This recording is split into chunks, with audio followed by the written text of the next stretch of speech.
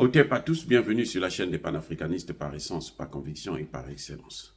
Celle des citoyens kémites par nécessité et obligation de combat.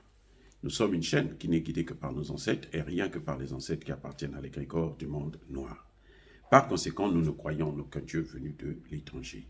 Toutefois, cette vidéo n'est aucunement destinée à inciter à la haine ou à la violence, car nous menons un combat qui est d'abord et avant tout spirituel, intellectuel et démocratique.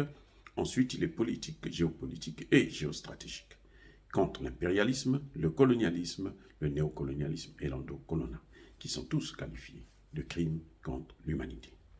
Nous menons ce combat sur la base du principe fondamental que nous avons hérité de nos ancêtres kémites, qui est celui de la Mahat, c'est-à-dire solidarité, vérité et justice.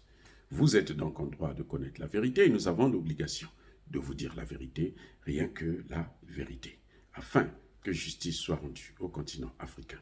Et ça, c'est notre modeste contribution dans cette noble lutte en faveur de la souveraineté, la dignité, la solidarité et l'unité africaine. C'est exactement ça que nous appelons le panafricanisme. Bien-aimés frères et sœurs, je vous ai déjà dit que la France, à elle seule, est plus endettée que l'ensemble des 54 pays africains. La France a une dette de 3 000 milliards d'euros. Mais Emmanuel Macron ne s'arrête pas là. Cette année-ci, la France s'est endettée à hauteur de 270 milliards. Le projet de loi de finances de 2024 prévoit une autre dette aussi colossale, jamais vue dans l'histoire française. 285 milliards 2024. Bon, ma question. Que viennent faire les Africains ici pour demander de l'argent? Que viennent faire les Africains pour demander de l'aide au développement? Où est la place de l'aide au développement? Donc, vous croyez que les Français vont aller s'endetter pour donner l'argent à Macky Sall, à Sassou Nguesso ou à Ramaphosa? Soyez sérieux, soyez sérieux. Les Français aujourd'hui ne vivent plus bien. Ils ont des problèmes. Vous regardez des reportages, c'est pratiquement le cas de tous les pays occidentaux, y compris les États-Unis. En Angleterre, là, quand il fait très froid, là, il y a des familles qui doivent partir dans des lieux publics. On met une salle qui est chauffée, et puis bon, les gens viennent rester là. Après, vous repartez chez vous dans le froid. Voilà ce qui est en train de se passer. Donc, quand je disais la dernière fois au président africain de ne plus compter sur l'aide, déjà, je vous avais dit que l'aide au développement, c'est une dette. Quand Emmanuel Macron appelle les Africains pour venir au dernier sommet là, de Paris, je ne sais pas comment il appelait ça, hein, le nouveau pacte financier, qu'il n'a rien donné. Parce que lui-même, il n'a pas l'argent. Je vous dis, 2023, là, Emmanuel Macron est allé emprunter sur le marché international 270 milliards d'euros. Donc près de 300 milliards de dollars. Et l'année prochaine, Emmanuel Macron va encore aller s'endetter pour faire fonctionner son gouvernement.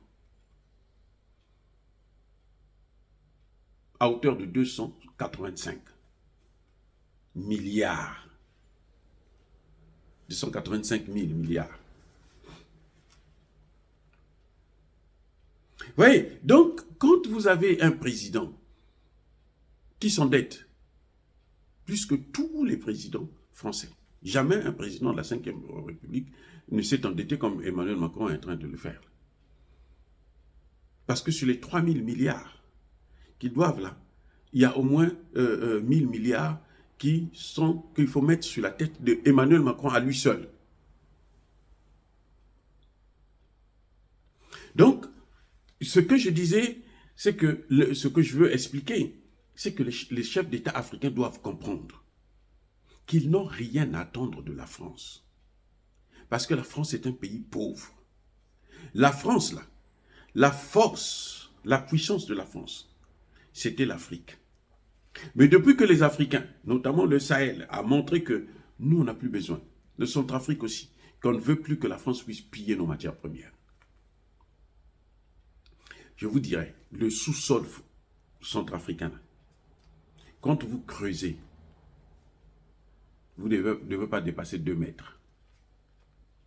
Après 2 mètres là, ça appartient à la France. Tout le sous-sol centrafricain,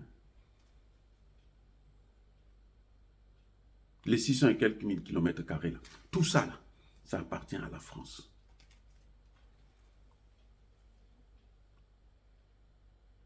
Donc, vous n'avez que la partie superficielle où il n'y a rien. Parce que les matières premières, c'est justement après 2 mètres. C'est surtout à partir de là que vous allez voir beaucoup de matières premières. Donc tout ça, c'était pour la France. Et la France exploitait comme elle voulait. Maintenant, en perdant tout ça là, elle est en train de perdre l'uranium du Niger. Elle a perdu l'or du Mali et du Burkina Faso. Forcément, elle ne peut que s'appauvrir. La France qui était le 3e pays qui possède des réserves d'or au monde. C'était avec quel or? Oui, c'est l'or africain. La bombe atomique française, là, les essais se sont faits où? En Algérie. Et lesquels qui souffrent jusqu'aujourd'hui, qui payent le prix? Des concerts, des ceci, ce sont des Algériens. Mais l'uranium venait d'où? Mais du Niger. Vous voyez, elle prend au Niger, elle va, elle essaie, elle tue les Arabes, et puis elle s'en va en France, elle dit, moi j'ai l'arme atomique. Voilà ce qui se passe exactement, bien aimés frères et sœurs. Donc, depuis que tout ça là, ça est en train de s'effondrer, forcément la France prend un coup.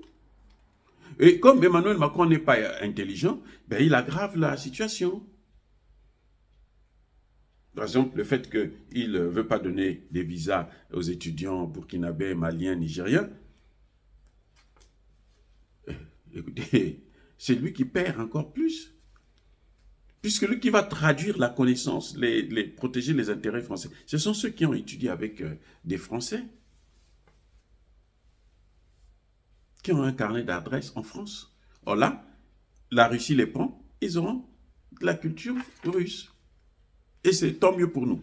Bref, les chefs africains, les chefs d'État africains n'ont plus besoin de s'agenouiller devant Emmanuel Macron. Non. Que ce soit Sassou Nguesso, que ce soit Macky Sall, que ce soit Ramaphosa, Tshisekedi, vous n'avez plus besoin de vous agenouiller devant la France. La France a des problèmes. Ne vous attendez pas à ce que la France puisse vous aider. Si la France finance votre développement, mais plus elle finance votre nom, plus elle-même elle va descendre. Donc si vous comptez sur la France, eh bien vous n'allez jamais vous développer. Ils n'ont pas pu faire quelque chose pour vous pendant 60 ans. Ce n'est pas maintenant qu'ils vont faire quelque chose. Je suis désolé. Il y a eu des présidents un peu plus intelligents, beaucoup plus intelligents d'ailleurs que Emmanuel Macron, le dictateur et criminel, le général de Gaulle, le bandit de François Mitterrand, tout ce monde-là, c'était des grands présidents qui étaient un peu intelligents. Ils n'ont pas pu développer l'Afrique. Au contraire, ils ont contribué à le piller systématiquement. Ça veut dire que vous n'attendez rien. Si vous attendez quelque chose de la France, alors c'est que vous avez un problème. C'est que vous ne réfléchissez pas. La France ne va pas aller endetter son pays pour vous aider à vous développer. Non, c'est pas possible. Ou pour vous aider à protéger vos forêts. Écoutez-moi, Tshisekedi, Sassou, là. Le bassin du Congo, là. La France ne va pas aller s'endetter pour vous donner l'argent pour protéger le bassin du Congo. Je suis désolé. Donc, si vous ne trouvez pas des moyens Si vous ne pouvez pas protéger le bassin du Congo vous-même, alors démissionnez et nous, on va chercher à d'autres gens qui sont capables d'innover. Parce qu'un leader, c'est celui qui est capable d'innover, de créer quelque chose de nouveau. Voilà comment ça se passe.